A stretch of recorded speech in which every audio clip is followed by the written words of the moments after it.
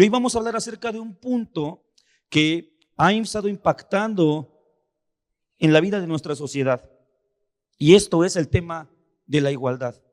Hoy es una bandera del mundo progresista, de la ideología progresista, decir que la igualdad es un punto que debemos tener como una meta, como un objetivo, y ni siquiera como una vía, sino un objetivo final del hombre. En esta falsa interpretación del hombre, hay muchos jóvenes, sobre todo, aunque también los hay adultos, que han caído y están enrolados, enfrascados en una batalla, en una lucha, en una angustia por tratar de ser igual a todos, tratar de ser con la misma moda, tener el mismo número de seguidores en las redes sociales para poder ser relevante, calzar en los moldes de éxito que el mundo propone, calzar en los estereotipos de belleza que el mundo propone. En fin, la sociedad está tratando de desdibujar el diseño original del Señor. En cuanto a la etimología de la palabra igualdad, podemos decir que esta palabra significa justo, equilibrado o equitativo.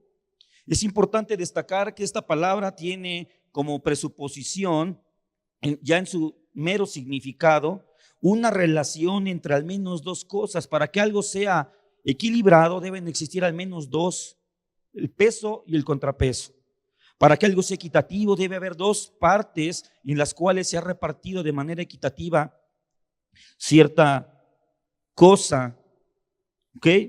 Entonces vamos a comenzar, hermanos, a hacer un recorrido desde el origen del hombre para empezar a visualizar en qué los hombres podemos buscar una igualdad o tenemos alguna igualdad y en qué no tenemos una igualdad, para tratar de clarificar en nuestra mente nuestro diseño, con esto nuestro propósito, y sacar de nuestros pensamientos las igualdades que el mundo nos pretende vender como objetivos, y que curiosamente no solamente nos dicen que es un objetivo, sino que nos van a decir cómo alcanzarlos, y van a terminar diciendo: nosotros sabemos cómo, nosotros, el Estado, el poder, los hombres de las cúpulas más altas quieren decir a los individuos cómo vivir para alcanzar esta igualdad.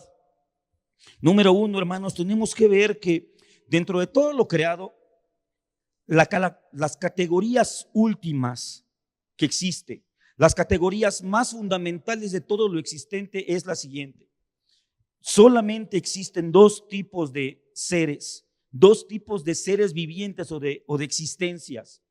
La primera y la más importante, que da origen a todas las cosas, es Dios, el Creador. Y de ahí, aparte de Él, todo lo demás es creación. Todo lo demás es criatura. En ese sentido, nos encontramos con que ya existe una distinción esencial que no puede ser disuelta ni borrada: el creador y lo creado. En esta segunda categoría de lo creado entramos todos los seres humanos, todos los animales, todos los montes, en fin, toda la materia, incluso los seres espirituales, los ángeles, los querubines, los serafines. Todos estos seres son de la segunda categoría: es Dios y todo lo demás. Por eso el libro del Génesis comienza diciendo: en el principio Dios. En el principio Dios, Él ya era, y después viene la creación y todo vino a ser. Nosotros leemos, hermanos, que en la palabra, en la narración del libro del Génesis, que el hombre fue creado a la imagen y a la semejanza de Dios. Amén. Este hombre fue creado, fue puesto en el jardín del Edén y llevaba una vida de convivencia, de armonía y sobre todo de aprendizaje a la sombra del Altísimo. Pero vemos de que hubo otro personaje, el antagónico de esta historia, el antagónico desde el principio, que fue Satanás, manifestado en la serpiente que estaba en aquel huerto, y viene hablando de manera seductora y mentirosa, con verdades a medias, con preguntas tendenciosas y dirigidas hacia el error, y corrompe al ser humano. Y leemos en Génesis 3, versículos del 4 al 5, vemos que Satanás comienza con una tentación a Eva y le hace la siguiente declaración: Dice, no moriréis. Dice esto ante la declaración de Eva de lo que había dicho el Señor, que cuando comieran del fruto, de cierto morirían. Pero Satanás comienza a ir en contra del Señor y dice, no moriréis, sino que sabe Dios que el día que comáis de él, serán abiertos vuestros ojos y seréis como Dios. Desde este momento comenzamos a ver como una de las intenciones satánicas, uno de los propósitos de Satanás es venderle al hombre una supuesta igualdad. En ese momento ellos eran los únicos dos seres humanos sobre la tierra. Él no hubiera podido poner en disputa al vecino o al hombre más rico o al más exitoso como lo hace hoy en día. La única existencia superior a él era Dios. Y como lo vemos hoy en día, esta supuesta búsqueda de la igualdad siempre es buscando lo que nosotros no podemos alcanzar. Hoy vemos luchas y manifestaciones feministas hablando de la igualdad, de los puestos, de las posiciones laborales, pero siempre apuntan hacia los directivos, hacia la gente de poder. Nunca voltean a ver, no he visto una manifestación femenina pidiendo equidad en los cupos para ser mineros o para ser plomeros o para limpiar los drenajes de las aguas profundas de la Ciudad de México. No creo que estén buscando en ese sentido un cupo igualitario y que haya 50% de hombres y 50% de mujeres, o de leñadores o de ferrocarrileros. Siempre esta búsqueda de la igualdad está motivada por un apetito por lo que no tenemos. En el jardín del Edén, Satanás comienza a poner como objetivo la gloria de Dios y diciéndole al hombre, en este caso a Eva, que podían llegar a ser como Dios, que esta distinción, esta desigualdad que existía en esta relación perfecta entre el creador y la criatura podía ser borrada. Y el hombre, como lo sabemos, cayó. Al intentar borrar la desigualdad que existía en ese momento, el hombre cae. Satanás afectó con esto el contentamiento del hombre en su diseño y en el propósito que Dios le había dado como criatura y como Señor de esta tierra. Él quería más. Él quería más. Hoy se habla, esta primera imagen que quiero ponerte en la mente, del origen de la lucha por la igualdad, de esta igualdad en todo, de esta igualdad en jerarquía, igualdad en esencia, igualdad en valor. Nadie podría decir que nosotros somos igual de valiosos que Dios. Yo no podría concebir como una ofensa con que alguien me dijera, es que tú no vales tanto como Jesucristo. O que algún esposo se sintiera ofendido porque su esposa creyente le dijera, es que amo más a Jesucristo que a ti, tú eres el segundo lugar en mi vida. Para mí, Señor, es más valioso que tú, es más valioso que mis hijos. Un creyente no debería sentirse ofendido por esto. Sin embargo, Satanás empezó a meter este tipo de ideas. Lamentablemente, con la caída, al perder esta posición, esta relación con respecto a Dios, el hombre fue trastocado. Su condición, la forma de percibir el mundo del hombre fue trastocado. Y esto puso una división también que no existía antes de la caída entre el hombre y la mujer, entre el esposo y la esposa. Los hombres, como sabemos, fueron creados en igualdad delante de Dios. Tanto el hombre como la mujer fueron creados por el Señor en igualdad. Adán y Eva fueron ambos creados a la imagen de Dios para ser iguales en personalidad delante del Señor, aunque distintos en su sexo, distintos en su rol dentro de la creación. Génesis 1:27 nos dice que el Señor Dios creó al hombre conforme a su imagen y a su semejanza, y que dice que varón y hembra los creó. En el mismo libro del Génesis, capítulo 5, versículos 1 y 2, dice que el día en que creó Dios al hombre, a semejanza de Dios lo hizo. Varón y hembra los creó y los bendijo. Y llamó el nombre de ellos, notemos esto, nombró el nombre de ambos Adán. En un principio, Tanto el hombre como la mujer estaban delante de Dios como un solo ser. No eran Adán y Eva. Es hasta después de la caída, después de Génesis 3:15, antes del Génesis 3:15, pero en el capítulo 3 del Génesis, que ante la caída, Adán es el que dice: de cierto serás llamada Eva, porque es la madre de todos los vivientes. Fue Adán, ante la división que el pecado había provocado entre ellos, le asigna un nombre particular y privado a su mujer. En ese sentido podemos decir que los hombres tenemos una igualdad delante de Dios en cuanto a dignidad, en cuanto a representación delante de Él, en cuanto a la capacidad de ser considerados criaturas. Ambos, hombre y mujer, fueron creados en la cúspide de la creación. ¿Ok? Como dice el apóstol Pablo más adelante en sus cartas, por supuesto el hombre fue creado primero y le fue dada una labor. La labor que le dio el Señor a Adán de cuidar el huerto y de nombrar a todos los animales le fue dada antes de que Eva fuera formada de su costado. Él ya tiene un trabajo. Entonces el Señor Dios viene y nos muestra en el Génesis capítulo 2 versículo 18 que Él, al observar al hombre, se da cuenta que no era bueno que él estuviera solo. Dice la palabra que no había pareja para él y dijo: no es bueno que el hombre esté solo. Y en Génesis 2:18 leemos lo siguiente: y dijo Jehová Dios: no es bueno que el hombre esté solo, le haré ayuda idónea para él. Esta palabra, este concepto, ayuda idónea, ha sido lamentablemente muy manoseado y muy desvirtuado, porque en nuestra cultura del siglo XXI, para nosotros una ayuda es una persona inferior, es un subordinado a nosotros, es menor en categoría. Si alguien viene y me ayuda a mí, me auxilia, nuestra cultura nos tiende a pensar es inferior. Pero ¿será que esta es la idea del Señor al usar la palabra ayuda?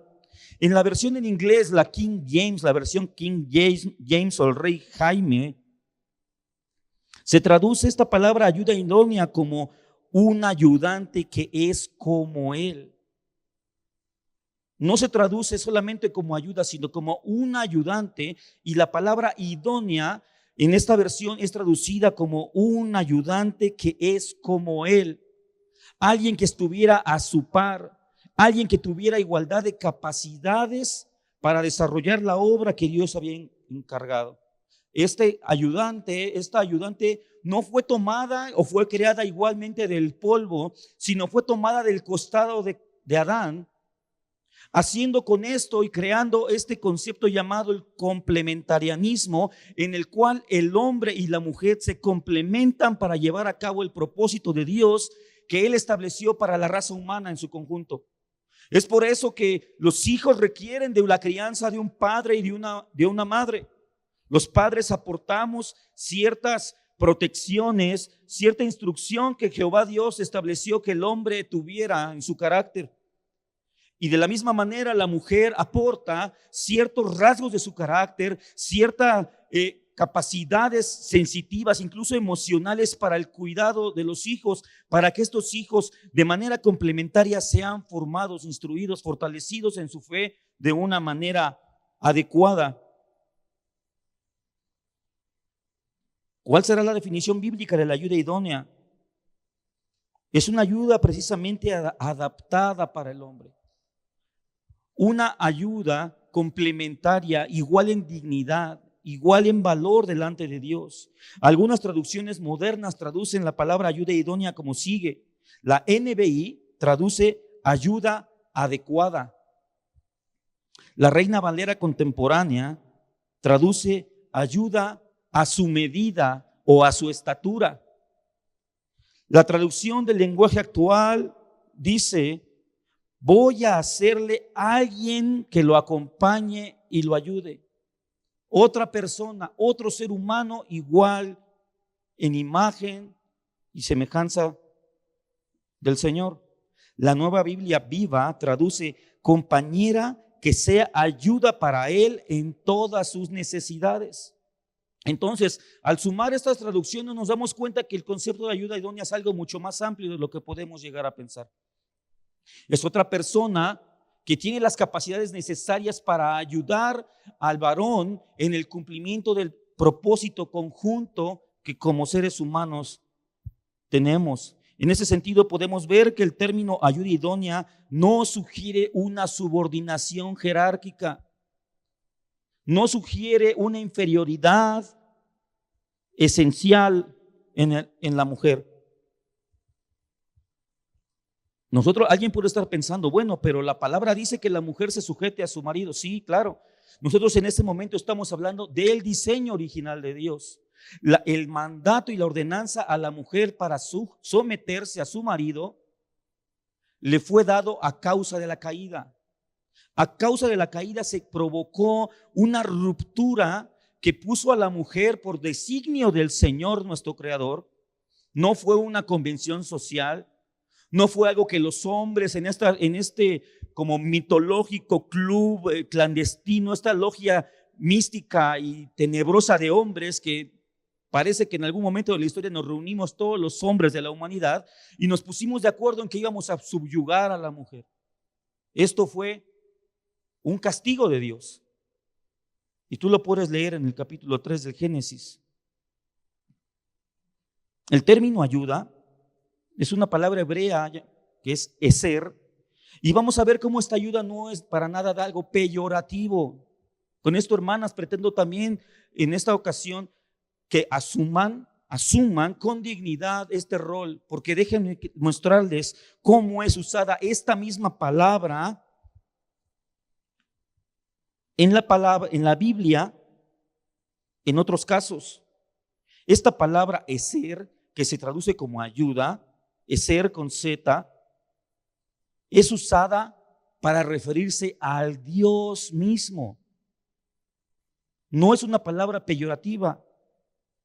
El primer libro de las Crónicas, capítulo 12, versículo 18, dice lo siguiente: entonces el Espíritu vino sobre Amasai, jefe de los 30, y dijo: por ti, oh David, y contigo, oh hijo de Isaí, paz contigo y paz con tus ayudadores, pues también tu Dios te ayuda. En este pasaje es la misma palabra que se usa para definir a Eva como ayuda. En el Salmo 30, versículo 10, vuelve a aparecer esta palabra y dice: oye, oh Jehová, y ten misericordia de mí. Jehová, sé tú mi ayudador. Esta misma palabra, ayudador, es la que se usa en el original para referirse a Eva. Salmo 54:4 dice: he aquí, Dios es el que me ayuda. Nuevamente, eser. Salmo 121:1 dice: alzaré mis ojos a los montes, ¿de dónde vendrá mi socorro? Mi socorro viene de Jehová. Nuevamente, eser. Esta palabra ayuda es usada para referirse a Dios mismo como la ayuda del hombre. Y pregunto, ¿es acaso por esto que Dios está subordinado al hombre? ¿Esto significará que de alguna manera esta palabra debe ser peyorativa? No,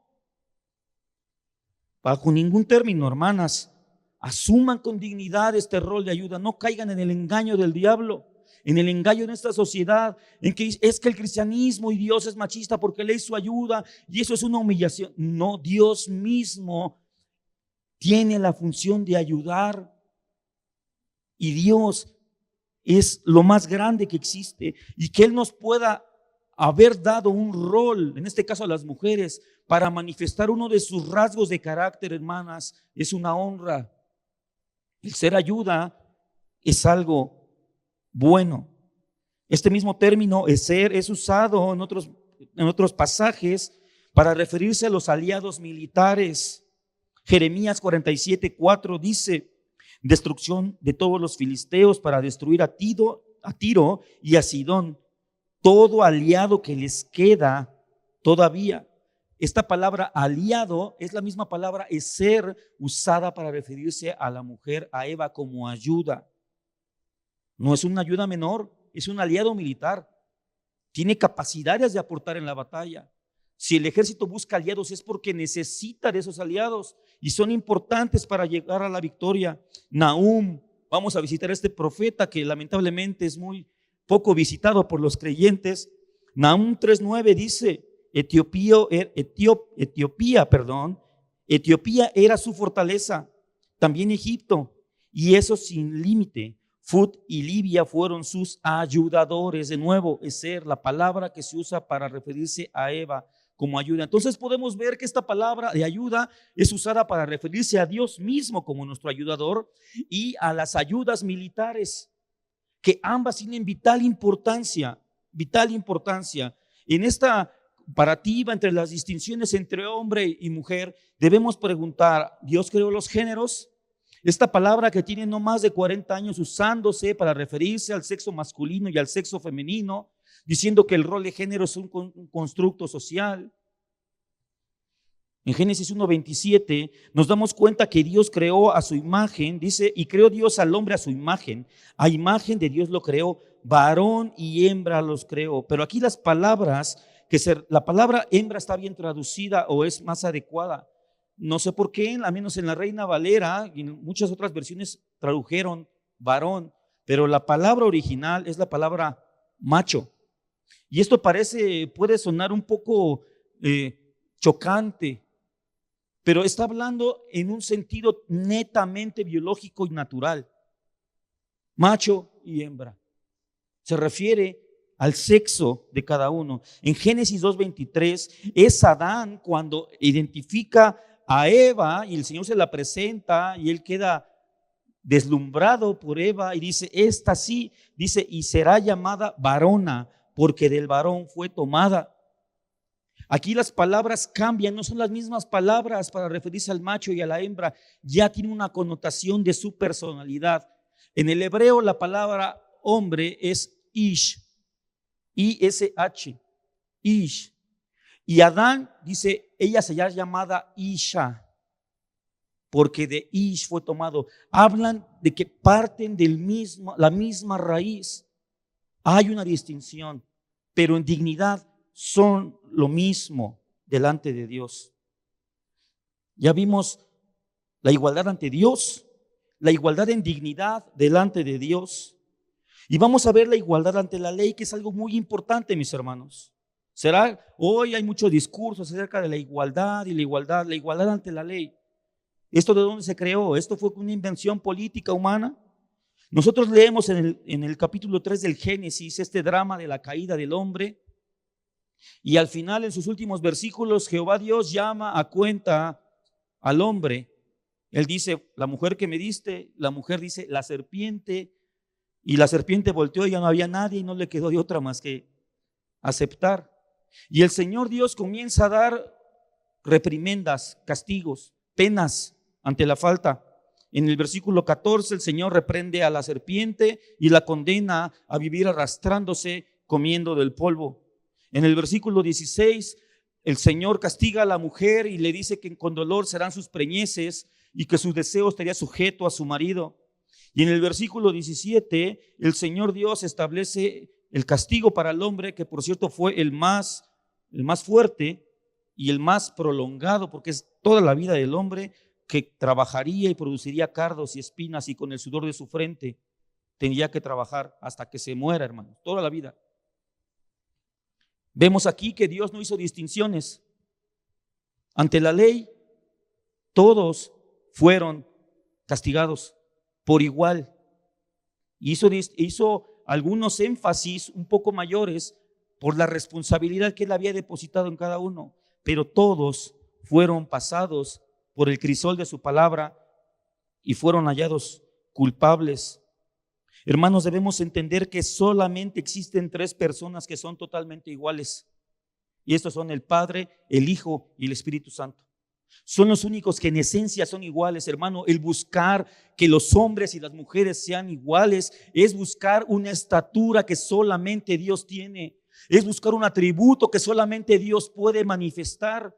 Es la misma intención que el Satanás sembró en el corazón de Eva al decirle, tú serás igual a Dios. No estoy diciendo que el hombre sea Dios, pero esa condición de que las personas sean enteramente iguales, consustanciales en todo, es un atributo netamente y solamente divino.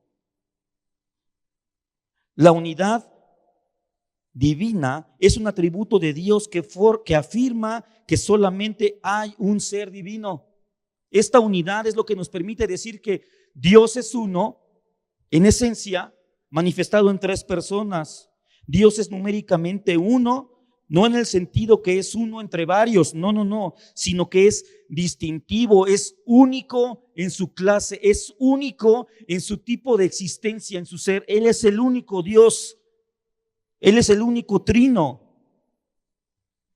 No podemos aplicar este ejemplo de la Trinidad para decir que el hombre es trino, o que un huevo es trino, o que el agua puede manifestarse trinamente. No, hermanos, la Trinidad solamente le corresponde a Dios.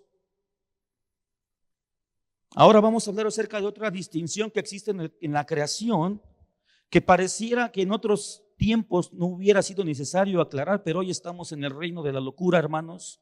Hoy la gente, como dijimos la semana pasada, puede creer cualquier cosa, y esa es la distinción entre un animal y el ser humano. Primera a los Corintios, capítulo 15, versículo 39, dice el apóstol Pablo, escribe: no toda carne es la misma carne, sino que una carne es la de los hombres, otra carne es la de las bestias, otra la de los peces y otra la de las aves. Incluso entre animales hace una distinción. Y aquí con carne podemos interpretar, obviamente, no al tejido muscular de un ser vivo, sino a su genética, a su constitución biológica, a su diseño particular. Hoy tenemos que hacer esta aclaración, hermanos, porque en el Edén esta distinción estaba clara. Por eso Luzbel no puso a competir al hombre contra las bestias, porque Adán sabía claramente que él era la cúspide de la creación, que él estaba por encima de todos los animales. Él les puso nombre, él los clasificó, él les dio la identidad. Él tenía claro que no era un animal. Pero ahora, hermanos, tenemos una confusión tan grande en la sociedad que cree que hoy ¿sabías que hay un feminismo especista? Hay un feminismo que reivindica a las vacas como mujeres, que dice que las gallinas deben ser respetados sus derechos de mujer porque son violadas sistemáticamente por los gallos. Esto es una ridiculez, hermano, pero tú busca en internet, la ventana al mundo es el internet, y te vas a dar cuenta de esta locura, que son mujeres las vacas. Todavía hace unos años, entre muchas, decirle vaca a una mujer es una ofensa muy grave. Hoy en día lo están buscando reivindicar, hermanas. Esta idea distorsionada del ser humano ha traído como consecuencia el evolucionismo. El evolucionismo también trata de borrar esta barrera, esta distinción que Dios estableció entre el hombre y la bestia. El materialismo también, solamente somos materialismo, solo somos materia que responde a los estímulos externos, que no tiene determinación propia, que no puede definir ni tener dominio propio. El hedonismo es otra forma de esta forma de conducta animal, en la cual el ser humano solamente vive para satisfacer los estímulos, tal cual lo haría un animal. Tanto odia, hermanos, escucha esto, tanto odia el hombre caído a Dios, que no desea ser su imagen ni tener su semejanza. No soporta el ser la cúspide de la creación, prefiere hacerse un animal. Esto es terrible, hermanos, y eso es lo que vemos en la sociedad hoy en día, queriendo ser animales. Tanto odian al Señor y a su soberanía y a su ley, que prefieren ser bestias antes que asumir responsabilidad y soberanía sobre sus vidas. Ahora, regresando al ser humano, hay movimientos hoy, hay un movimiento muy fuerte en Estados Unidos, Black Lives Matter, las vidas negras o de los negros importan, que están haciendo una lucha racial. Desde el principio, o mucha gente, yo cuando estaba en la primaria recuerdo, en aquel tiempo eran las famosas monografías, donde ibas y comprabas de las razas y te hablaban de la raza asiática, la raza africana, europea, en fin. Pero ¿será que esto es así? ¿Será que hay distintas razas? ¿Será que hay razas distintas entre los seres humanos? Así rápidamente hagamos un repaso histórico. El hombre fue creado, después cae, Viene la expulsión, es expulsado del paraíso, es expulsado del jardín del Edén, y después viene un momento en el cual el hombre comienza a reproducirse fuera del Edén. Pero debemos tomar en cuenta, como nos cuenta fielmente el relato bíblico, todos somos hijos de Adán. Eva, su nombre lo lleva porque ella es la madre de todos los vivientes. En este sentido, hermanos, todos estamos relacionados. Todos somos familiares, en términos tal vez lejanos, en parentescos lejanos, pero todos los seres humanos somos familiares, estamos relacionados de alguna manera. Lo vemos claramente en las genealogías que plantea el libro de Mateo y el libro de Lucas, cuando empiezan a hacer un rastreo hacia atrás genealógico y llegan al mismo hombre, Adán, y después Adán, hijo de Dios. Por eso todos tenemos responsabilidad delante del Señor, porque nadie se creó a sí mismo, todos provenimos de Dios. Hechos, el libro de los Hechos, capítulo 17, versículo 26 nos dice: y de una sangre ha hecho todo el linaje de los hombres, para que habiten sobre toda faz de la tierra, y les ha prefijado el orden de los tiempos y los límites de su habitación, es decir, de su hábitat. El Señor Dios sabía hasta dónde y determinó dónde iba a haber población humana y dónde no. Él lo tiene claro, Él lo definió así. Fíjate cómo traduce este mismo pasaje la traducción del lenguaje actual. A partir de una sola persona, hizo a toda la gente del mundo, y a cada nación le dijo cuándo y dónde debía vivir. Empezó la multiplicación, hermanos, fuera del huerto. Recuerda que primero Adán y Eva, la Biblia dice que tuvieron 2 hijos, más allá de las especulaciones de si Eva tuvo hijo antes o no. La Biblia dice que tuvo 2 hijos, Caín y Abel. Lamentablemente, Caín asesina a su hermano y Caín es expulsado. Después, ya fuera del huerto, dice la palabra que Adán conoció a su mujer y tuvo a Set. Y en el Génesis capítulo 5 se nos comienza a narrar la descendencia de Adán a través de Set. Toma en cuenta que el libro del Génesis, hermanos, fue escrito por Moisés, ¿ok? Es por eso que puede ir hacia atrás. Fue escrito cerca de 1600 años después de los Hechos. Moisés. Y dice el Génesis 5:4: y fueron los días de Adán, después de que engendró a Set, 800 años, y engendró hijos e hijas. En este libro del Génesis hace un énfasis en los hijos y en las hijas, hermano. ¿Por qué? Porque son distintos. ¿Por qué? Porque tienen una razón de existencia distinta, un propósito en conjunto, pero distintas funciones. Dice de Set que tuvo hijos e hijas, dice de Enos, dice de Cainán, dice de Mahalalel, y así hasta llegar a Noé. ¿Por qué hasta Noé? Porque allí se viene un cisma en el cual el Señor hace un juicio y reduce dramáticamente la población mundial. ¿Por qué este libro hace énfasis en los hijos y en las hijas? Y te voy a hacer una pregunta o 2 preguntas que son un tanto polémicas y pueden generar cierta controversia. Yo te pregunto, ¿con quién se casó Set?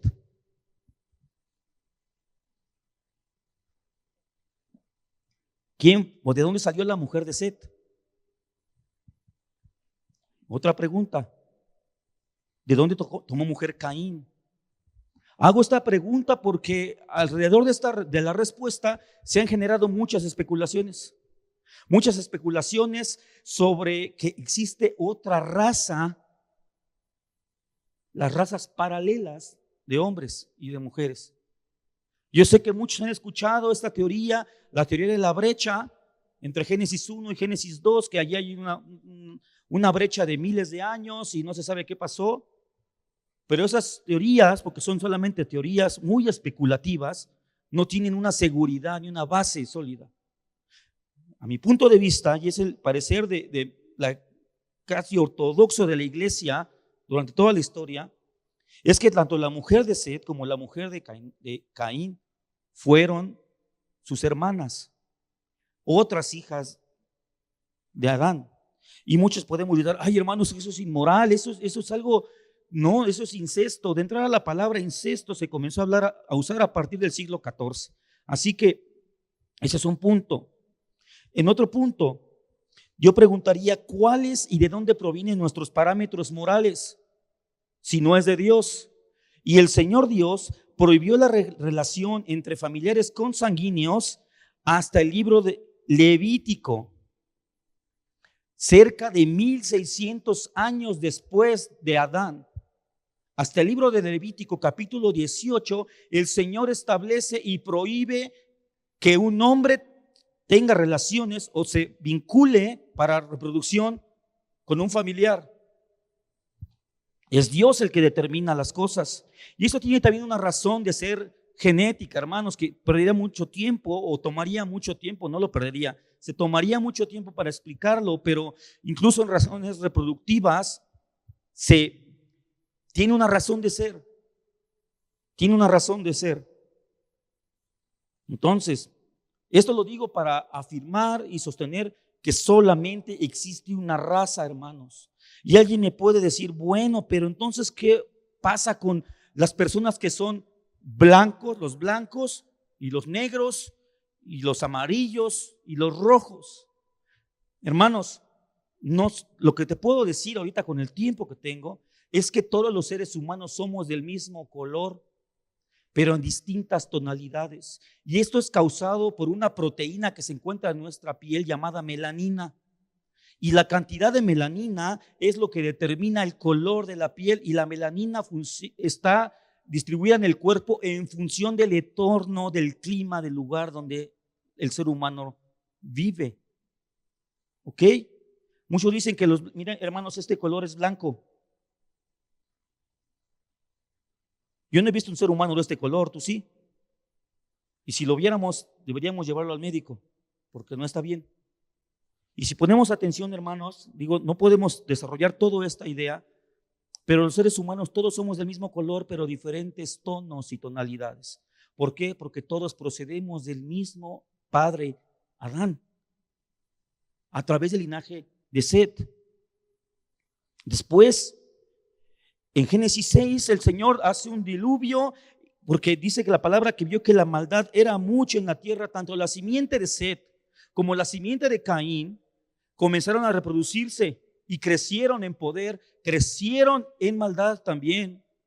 Y Dios vio tanta la maldad que decidió poner un alto y extermina a la mayoría de los seres vivos, de los seres humanos en ese momento. Y solamente salva a 8 personas del linaje de Set. Solamente salva a 8 del linaje de Set. Después de este momento bajan los 8 del arca y vuelven a reproducirse y a repoblar la tierra. Y aquí es donde quiero que vayamos empezando a ver otro detalle.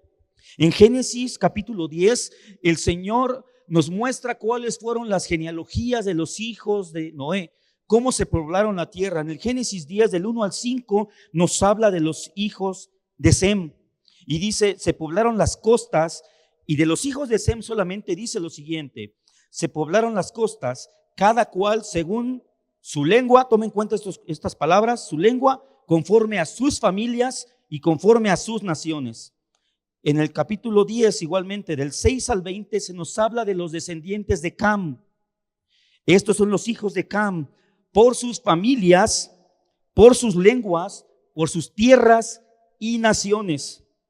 Y en el 21 al 31, los versículos 21 al 31 del capítulo 10, habla de la descendencia de Sem. Y al final dice, estos son los hijos de Sem, por sus familias, por sus lenguas, en sus tierras y en sus naciones. ¿Por qué te hago énfasis en estas palabras? Vamos a verlo más adelante. Ten un poquito de paciencia. Dice el versículo 32, que es el versículo final del capítulo 10, estas son las familias de los hijos de Noé por sus descendencias, en sus naciones. Y de estos se esparcieron las naciones de la tierra después del diluvio. ¿Por qué hago énfasis en esto? ¿Por qué hago énfasis en las naciones, en las lenguas, en las familias? Porque la Biblia completa, hasta el Apocalipsis, nos habla que esta es una distinción entre los seres humanos. Hechos 3, versículo 25 dice: vosotros sois los hijos de los profetas y del pacto que Dios hizo con nuestros padres, diciendo a Abraham: en tu simiente serán benditas todas las familias de la tierra. Después vemos en Apocalipsis capítulo 14, versículo 6, dice, hablando del espíritu del anticristo, dice: y vi volar por el medio del cielo otro ángel que tenía el evangelio eterno para predicarlo a los moradores de la tierra, a toda nación, tribu, lengua y pueblo. No dice a toda raza. Es importante, hermanos. El Señor Dios categoriza la población mundial por reinos, lenguas, pueblos y las naciones. Jamás Dios usa la palabra raza para referirse a alguna población en particular de los seres humanos. No existe ese concepto en la Biblia. Apocalipsis 7, versículo 9 dice: después de esto miré, y he aquí una gran multitud, la cual nadie podía contar, de todas naciones y tribus, pueblos y lenguas, estaban delante del trono y en la presencia del Cordero. No hay razas. Hermano, quitemos, yo sé que desde la primaria o desde la preescolar te han metido eso en la cabeza. No hay razas humanas, hay una sola raza. Hay grupos étnicos particulares, con rasgos particulares. ¿Por qué los anglosajones son hombres y mujeres de narices angostas y largas? Porque en las regiones anglosajonas el clima es muy frío y la nariz sirve para calentar el aire que respiras. Entre más larga la nariz, más oportunidad tiene de calentar el aire. Por su contraparte, ¿por qué los pueblos africanos sus narices son muy cortas y de fosas amplias? Porque ahí el aire es muy caliente. Debe entrar lo más fresco posible. Yo no creo en la evolución, hermano, nadie vaya a confundir eso, porque la evolución plantea el cambio de una especie a otra. Pero sí creo en la adaptación, porque el ser humano hizo el cuerpo con sabiduría. Dios hizo el cuerpo con sabiduría para que donde quiera que el hombre fuera y migrara, pudiera sobrevivir. ¿Por qué? Porque Dios ama al hombre. Porque Dios, su propósito es que el hombre llenara toda la tierra con su diversidad de climas y de condiciones naturales. Fíjate lo que dice el sumario teológico Lesham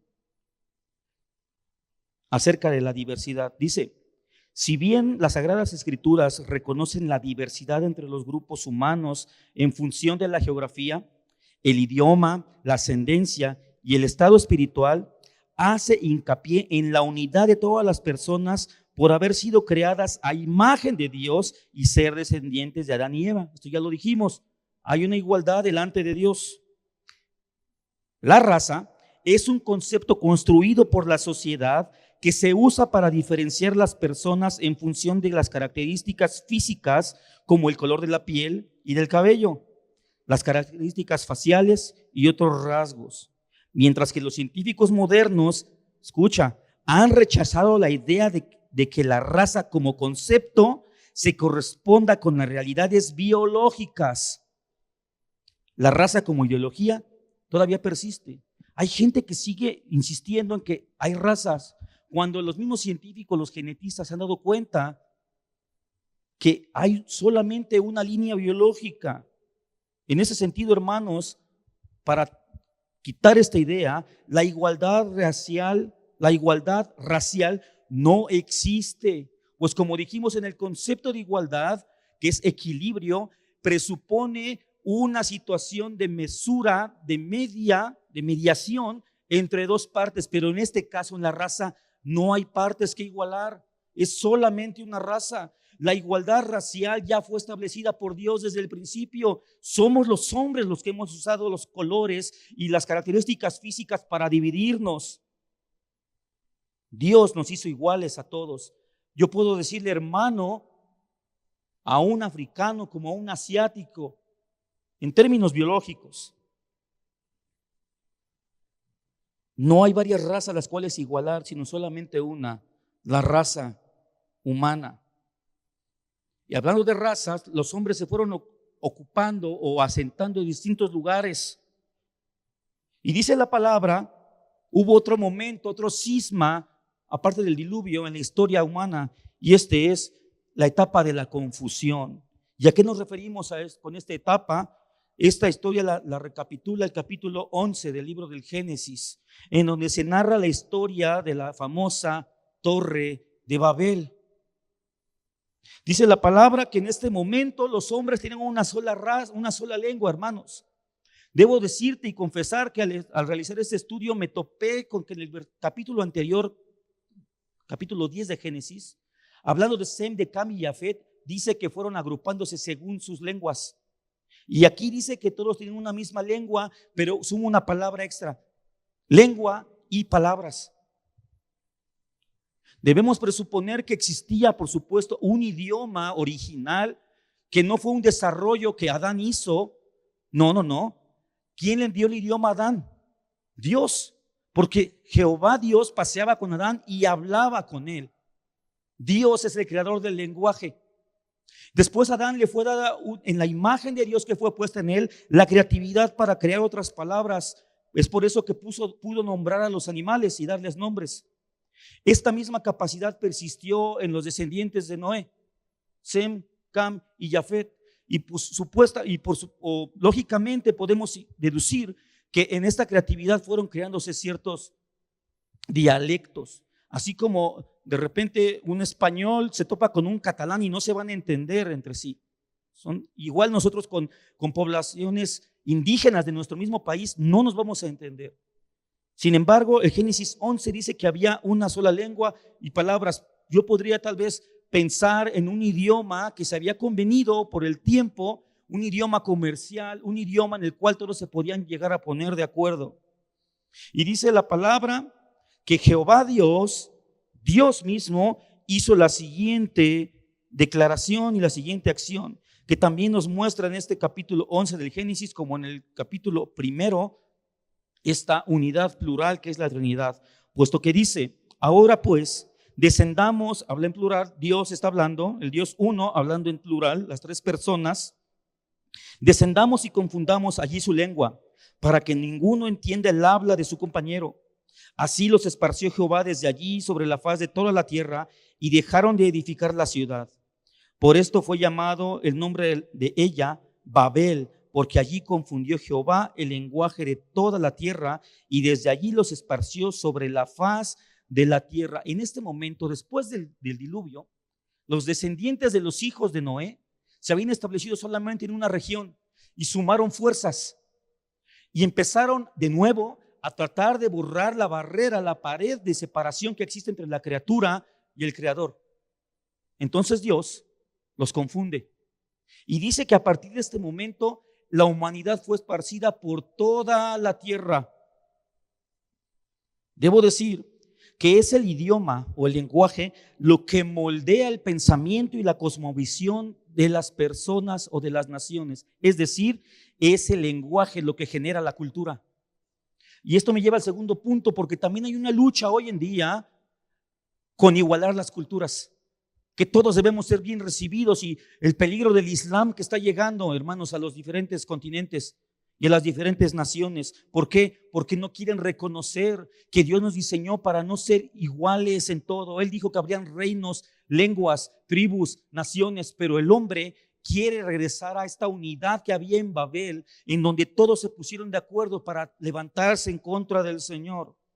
La cultura, en su etimología, en su significado, dice que es conjunto de conocimientos, ideas, tradiciones y costumbres que caracterizan a un pueblo o a una época. La cultura es una forma de pensar, de sentir y de creer.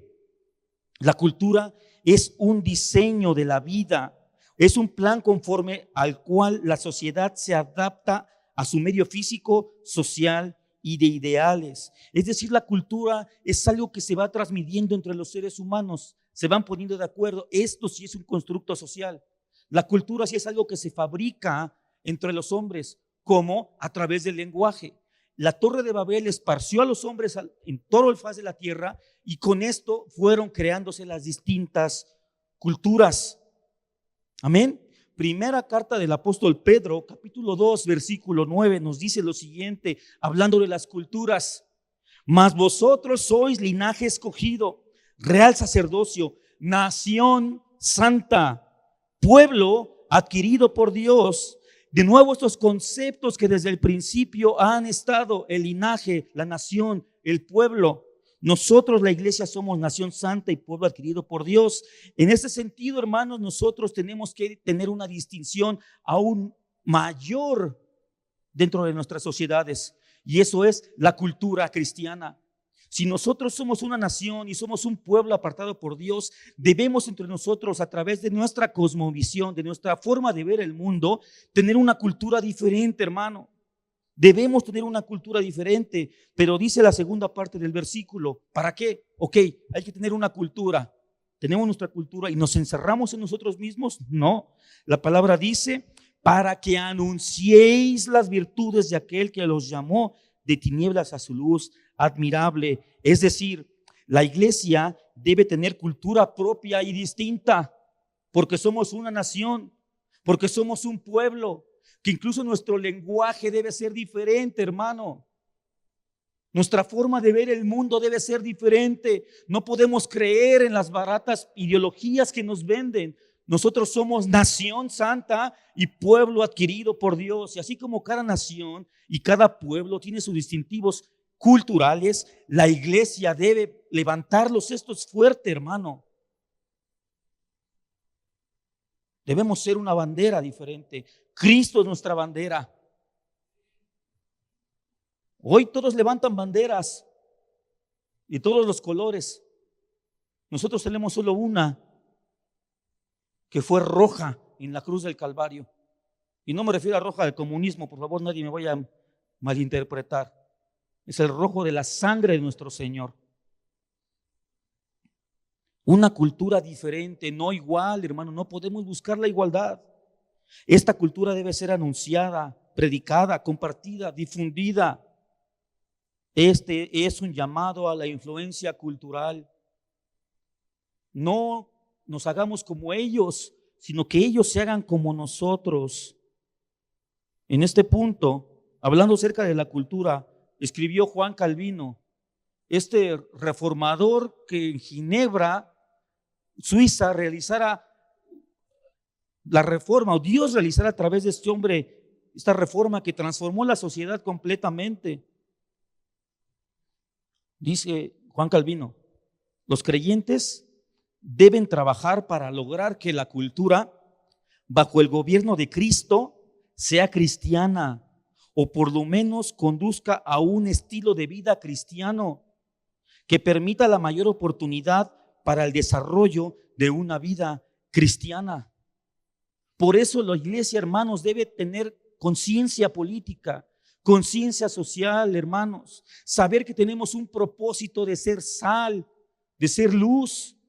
No quedarnos en el salero ni escondernos debajo de la mesa. Que nuestra cultura brille, que somos diferentes. Mira, hermano, el Islam está avanzando tanto que en España, en Francia, en Inglaterra hay localidades completas que ya son propiedad del Islam, que ellos dicen que es tierra del profeta Mahoma y de Alá, donde la Sharia, que es la ley islámica, rige. Ya no tienen injerencia las leyes francesas, españolas o inglesas. Pues la iglesia debería ser igual. ¿Cómo es posible que el gobierno nos esté diciendo cómo vivir, cómo educar a nuestros hijos, qué materias deben estudiar, cómo debemos comportarnos, y la iglesia diciendo: sí, señor gobierno, como usted quiera? No puede ser esto, hermanos. Tenemos que defender nuestra cultura cristiana, nuestra forma de pensar cristiana, que se queden con su ideología, que se queden con su educación. Nosotros estaremos educados y cimentados en la roca, que es nuestro Señor. Johann Babink, que fue un teólogo y pastor en Holanda, escribió lo siguiente: la vida cristiana toma posesión de las culturas paganas y las renueva. Esto debe ser, hermanos. La iglesia debe impactar nuestra sociedad. Debemos hacerlo. Pero para eso debemos primero conocer nuestra cultura. Debemos sabernos nación santa, pueblo escogido por Dios. Hay distinciones, hermanos, que Dios ha hecho. Hay distinciones. Una es creador, criatura. No podremos ser jamás iguales a Él. La otra es hombre, mujer. Hermanos, no le busquemos el hilo negro. Nosotros somos cristianos. Y la Biblia dice esto y es así. ¿Es un dogma? Sí. Porque un dogma es una verdad que no está sujeta a discusión. ¿Por qué? Porque es la palabra de Dios expresada claramente. Bueno, es que depende. No. Solo la Escritura. Solo la palabra de Dios es nuestra norma de fe y de práctica cristiana. Solo la palabra de Dios. Distinciones entre el ser humano y el animal, por supuesto. Hoy en día hay que hacer esta aclaración, parece locura, pero hay que hacerlo. El ser humano no es un animal.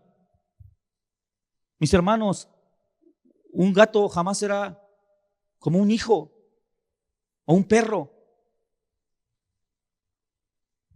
Por favor, hermanos, tratémoslos con misericordia. La palabra nos invita a tratar bien a nuestras bestias, dice la palabra. Tratémoslo con misericordia, con responsabilidad, con amor. Protejamos, señoreemos bien la tierra y sus criaturas. Seamos responsables, pero por favor no los elevemos a la condición de un ser humano. Porque ¿sabes qué estamos diciendo con esto? Si el hombre está hecho a la imagen de Dios, cuando subimos a un animal, ¿qué estamos diciendo? No, hermano, eso es aberrante delante de Dios. Tiene su lugar, tiene su dignidad como criatura del Señor, pero la cúspide es el ser humano. ¿Hay diferentes razas? No, hay solo una. Y en ese sentido, ahí sí somos iguales, seres humanos todos. Mi propósito hoy no es decir, no existe la igualdad. No, sí hay aspectos en donde podemos ser iguales, y de hecho lo somos, pero hay otros donde no. ¿Por qué? Dios es soberano. ¿Le dirá acaso el barro al alfarero qué forma quiere tener? ¿O qué color quiere tener? Hay distintas culturas que Dios, en la confusión de las lenguas, impulsó. Y hay distintas culturas, hermanos, hay culturas muy horribles. Una de ellas era la nuestra, la cultura azteca. Había 18 fiestas de guardar al año, en las cuales miles de seres humanos eran sacrificados. Aquí, no muy lejos, en el templo mayor del centro de la ciudad. El paganismo, hermano, era una cosa terrible, hermano. Terrible. Sacrificios humanos, una situación horrorosa, hermano.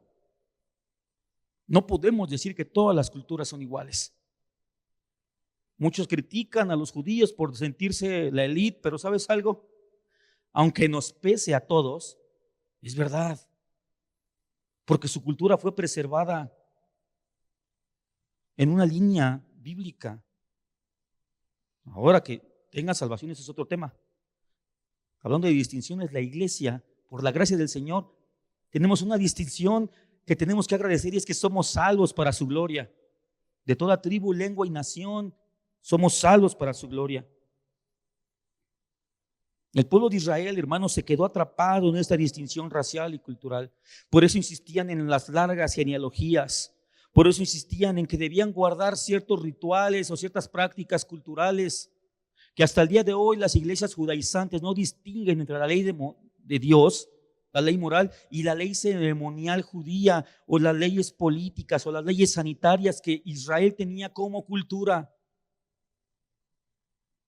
Y por eso insisten, y todavía en el primer concilio de Jerusalén estaban en el debate si los que se convertían al cristianismo debían ser antes judíos y realizar ciertos rituales, porque se quedaron atrapados y querían igualarlos. Pero Dios no vino a darnos igualdad, Dios vino a darnos salvación y vida eterna. A todos, distintos como somos, como Él nos creó, Él vino a darnos salvación y vida eterna. La Biblia, hermanos, en ningún lugar promete un estado de igualdad. La Biblia lo que habla es de la unidad. entre distintos, entre desiguales. Dios, a través de Cristo Jesús, nos has venido a unificar en una sola nación. El Señor Jesús, hablando en Juan capítulo 17, versículo 11, en esta oración, que yo cada vez que cito este capítulo, lo digo, es un regalo. Toda la Biblia es un regalo especial de Dios, pero el capítulo 17 de Juan para mí es de los más profundos, porque está el Señor Jesucristo orando, y la Biblia registra la oración de Jesús, hermano. Jesús está hablando con el Padre, Dios hablando con Dios. Es un diálogo intertrinitario. Juan capítulo 17, esto es maravilloso, hermano. Y veamos lo que dice el Señor Jesús. Y ya no estoy en el mundo, mas estos están en el mundo. ¿Quiénes? Los hombres. Y yo voy a ti, Padre Santo, a los que me has dado, guárdalos en tu nombre. ¿Para qué? Para que sean uno, así como tú y yo somos uno. El propósito de Dios para la humanidad no es la igualdad, mis hermanos. No es satisfacer estos apetitos basados en la envidia para quitarle al que no tiene, para que entonces estemos igual todos, pobres. Como en Venezuela, quieren tanto a los pobres que ya todos son iguales, pobres. No, hermano, el Señor Jesús no nos vino a ofrecer igualdad. Él vino a darnos algo más elevado, algo más sublime, aquel apetito que Satanás quiso sembrar en Eva para alcanzar la igualdad con Dios, tomar el lugar de Dios, apetito que él tenía, por el cual fue desechado, de usurpar una posición que no tenía buscando la igualdad. Cristo Jesús nos viene a dar algo, no lo mismo, semejante, pero más profundo, que es la unidad. No solamente el lugar de Dios, sino estar en Dios.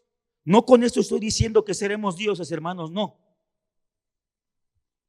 no, pero seremos uno con Él. Gálatas capítulo 3 del 25 al 29 dice: pero venida la fe, ya no estamos bajo ayo, es decir, la ley. Se refiere a la ley, ya no estamos bajo un guía, que es la ley.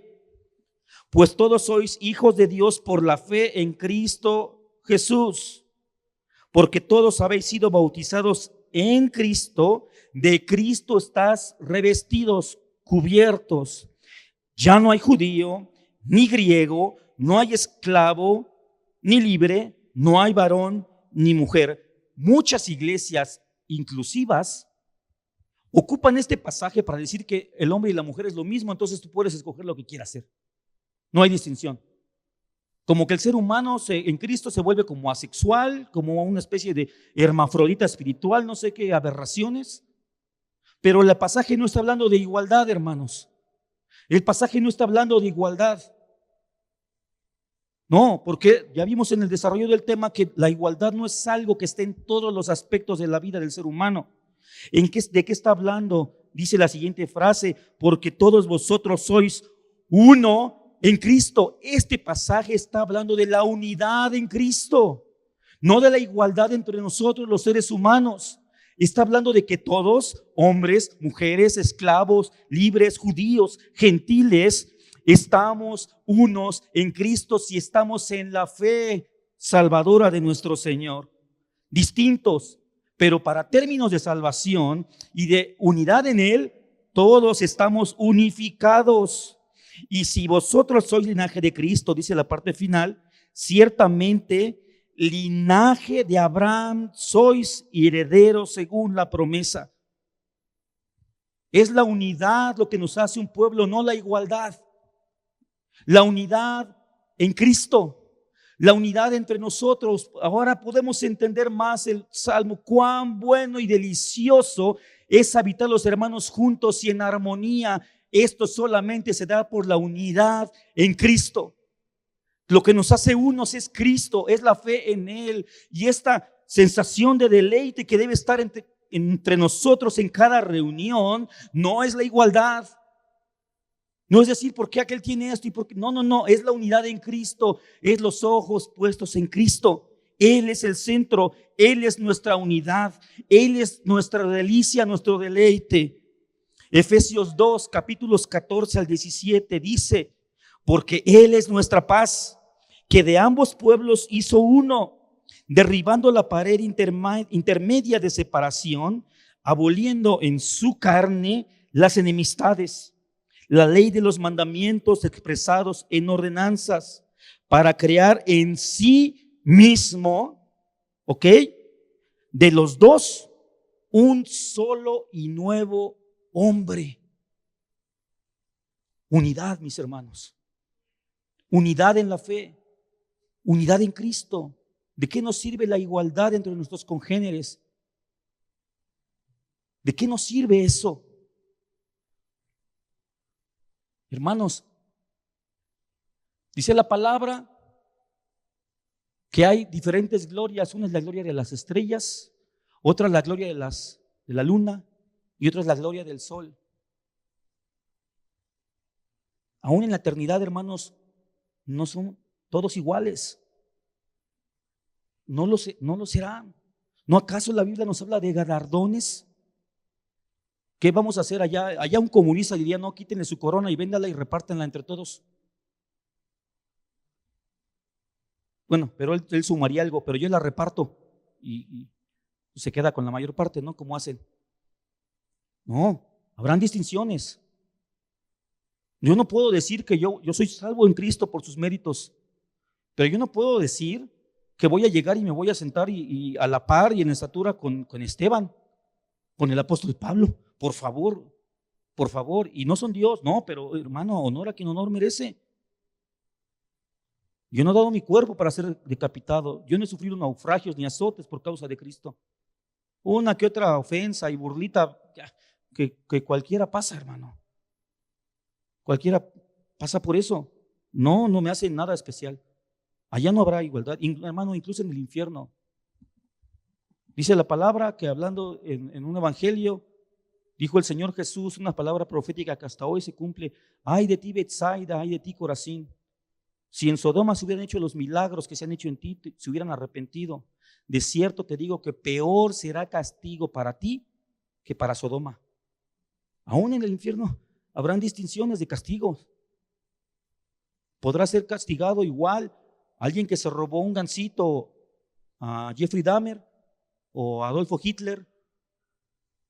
Deberá ser castigado igual. La igualdad, hermano, no existe en todo. No existe en todo. Esta unidad entre los hombres solo es posible mediante el poder del evangelio. No nos hace iguales a Cristo, ni iguales entre nosotros, sino que nos une a todos en Cristo. Esta es la obra del Espíritu Santo que aplica y actualiza en nosotros la obra salvadora de nuestro Señor. A través de Él, del Espíritu Santo, es que un cristiano es unido a Cristo y traído al ámbito del reino de Dios, el reino de Cristo. Hermano, el reino de Cristo no es una ciudad física con una extensión territorial con muros. El reino de Cristo es Él. Es Él. Porque Él lo llena todo en todo. Él es Dios. ¿No acaso le dijo el Señor Dios a David cuando quería construir el templo? Dijo: David, yo no puedo habitar en un lugar. Yo no puedo ser contenido. No querramos meter a Dios en términos humanos y en pensamientos humanos. Llegará un día, mis hermanos, llegará un día en que todas las cosas se van a manifestar completamente unidas a Cristo. La unidad en Cristo será visible y entonces se personificará lo que la Biblia denomina como la novia, la esposa del Cordero. En ese momento la unidad en Cristo será perfecta y nuestros distintivos de pecado serán eliminados y todos seremos uno en Él y para Él eternamente. Y disfrutaremos de su presencia, de su gracia, de su amor, de su bondad, como una sola iglesia, como una entidad perfecta, santificada, purificada y lavada por la palabra del Señor. Isaías 11, del versículo 3 al 9, nos da una narración acerca del reino de Cristo. Porque estamos unidos en Cristo para entrar a su reino. ¿Y cuál es este reino? Nota cómo en este que voy a leer, en estos versículos, se encuentra el concepto de desigualdad. Siguen habiendo distinciones, pero hay un ambiente de unidad, de paz, de armonía perfecto. Y dice, Él le hará entender diligente el temor de Jehová, hablando del Señor Jesucristo. No juzgará según la vista de sus ojos, ni arguirá por lo que oigan sus oídos, sino que juzgará con justicia a los pobres y arguirá con equidad por los mansos de la tierra. Y herirá la tierra con la vara de su boca, y con el espíritu de sus labios matará al impío. Y será la justicia cinto de sus lomos, y la fidelidad ceñidor de su cintura. Y dice estas palabras que debemos amar. Morará el lobo con el cordero, y el leopardo con el cabrito se acostará, y el becerro y el león y la bestia doméstica andarán juntos, y un niño los pastoreará.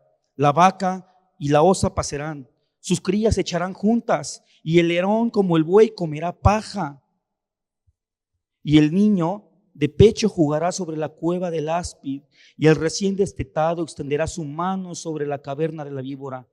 No harán mal ni dañarán en todo mi santo monte, porque la tierra será llena del conocimiento de Jehová, como las aguas cubren la mar. Llegará el momento, hermanos, en que la unidad en Cristo, la armonía, la paz será manifestada entre nosotros. Pero mientras tanto, el apóstol Pablo nos hace una recomendación muy importante en el libro a los Romanos, en la carta a los Romanos, capítulo 12, versículo 2, nos dice: no os conforméis a este siglo, sino transformaos por medio de la renovación de vuestro entendimiento. El conformarse es no se hagan iguales, no tomen la misma forma. No estamos llamados a la igualdad, mis hermanos. La intención de este mensaje de hoy no es solamente hablarte de lo que plantea la Agenda 2030, ni lo que la cultura woke, ni los progresistas están tratando de difundir. No, eso es evidente. Yo lo que quiero hacer es trasladarte la idea, la verdad espiritual de cómo nosotros nos debemos combatir y cómo debemos comportarnos y qué debemos creer y cuál es nuestra base de cosmovisión, nuestro entendimiento de la vida. Si tú entiendes que tu llamado es a la unidad y no a la igualdad, vas a poder defenderte y defender a los tuyos educándolos así. Que tus hijos no busquen ser iguales. No tenemos que ser iguales. De uno de los hijos de Noé, de su descendencia surgió Nimrod, del cual surgió el primer reino. Y él empezó la construcción con ladrillos, empezó a edificar con ladrillos, moldecitos, y es lo que la sociedad quiere hacer hoy. Tabiquitos iguales de tus hijos, de nosotros, quiere hacer tabiques que piensen igual, que midan lo mismo, que pesen lo mismo, que se sientan igual, para edificar su imperio de control y de dominio. No, nosotros no somos llamados ladrillos, somos piedras vivas, distintas formas, unas más grandes, unas más pesadas, unas más pequeñas, unas con aristas, otras más lisas, unas ásperas. Amén. El Señor nos está unificando y nos está moldeando conforme a su voluntad para edificar la nueva Jerusalén, en la cual todos nosotros, dice la palabra, que somos y seremos columnas del templo de nuestro Dios. Entonces, hermanos, no seamos iguales a todos. No busquemos igualdad donde Dios no la puso. Repito, no seamos iguales a todos. No busquemos igualdad donde Dios no la puso, mis hermanos. Mientras llega el momento de la consumación de todas las cosas, mientras se manifiesta la unidad perfecta en Cristo Jesús y su iglesia se manifiesta como esta hermosa mujer ataviada, hermosa, resplandeciente, hagamos la diferencia. Hagamos la diferencia. Seamos distintos. No seamos iguales a los demás. Que brille la diferencia de la iglesia. Que brille la distinción de los santos del Señor. Que brille gloriosa la palabra de Dios, que es nuestra regla, nuestra directriz, nuestra legislación. No querramos ser iguales, hombres y mujeres. naciones. No. Esto fue algo que impulsó incluso a la iglesia de la Reforma. Martín Lutero, la iglesia estaba invadida por el estilo romano, por la lengua romana, que era el latín. Y Martín Lutero, cuando tuvo el despertar por el Espíritu Santo, él lo que empezó a hacer es que fuera una iglesia alemana. Empezó a componer canciones que se cantaran en alemán. Empezó a componer música que sonara a música alemana, porque él sabía que eran distintos, que tenían una personalidad diferente. Nosotros no tenemos que copiar ni que imitar las formas de otros con tal de parecernos a ellos. Nosotros somos uno en Cristo y lo que debemos buscar es ser unos en su palabra. Hagamos la diferencia para la gloria de Dios y la edificación de su iglesia.